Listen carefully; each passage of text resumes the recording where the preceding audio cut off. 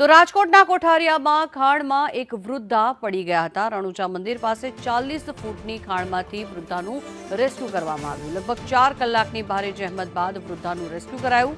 અંધારામાં ફાયર વિભાગે વૃદ્ધાનો જીવ બચાવ્યો હોવાના દ્રશ્યો સામે આવ્યા છે। રણુજા મંદિર પાસે 40 ફૂટ ઊંચા ખાડામાં આ વૃદ્ધા પડી ગયા હતા, જોકે તેમનું રેસ્ક્યુ ઓપરેશન કરી જીવ બચાવી લેવામાં આવ્યો છે। વધુ માહિતી મેળવીએ સંવાદદાતા મયુર સોની જોડાયા છે આપણી સાથે।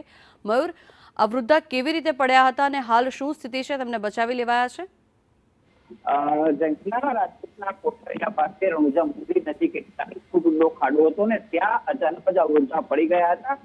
3 થી 4 કલાક સુધી આ વૃદ્ધા છે તે ખાડાની અંદર જ પડ્યા રહ્યા હતા। 40 ફૂટ ઊંડા ખાડામાંથી વૃદ્ધાએ બચાવવા માટેની મદદ માંગી હતી। ત્યારબાદ આસપાસના રહેવાસીઓએ ફાયર બ્રિગેડને ફોન કરીને તેમને દોરડા વડે બહાર કાઢ્યા હતા। બહાર કાઢ્યા બાદ વૃદ્ધાનું કહેવું છે કે સાંજના સમયે અંધારું હોવાના કારણે તેમને ખ્યાલ ના આવ્યો હતો કે અહીંયા ખાડો છે, પછી બીજી કોઈ જોખમી વસ્તુઓ પડેલી છે અને તે અનાયાસે જે વૃદ્ધા પડી ગયા હતા। હાલ એ વૃદ્ધાની તબિયત સ્થિર છે અને તેમની તબિયત રિકવરી હોવાનું ડોક્ટરોનું કહેવું છે। મહત્વની વાત એ છે કે કોઠારી આસપાસના વિસ્તારની અંદર આ પ્રકારના કેટલાક ખાડાઓ છે ને જેના કારણે આવી દુર્ઘટનાઓ સર્જાતી હોય છે। જી આભાર મયુર, સમગ્ર માહિતી બદલ।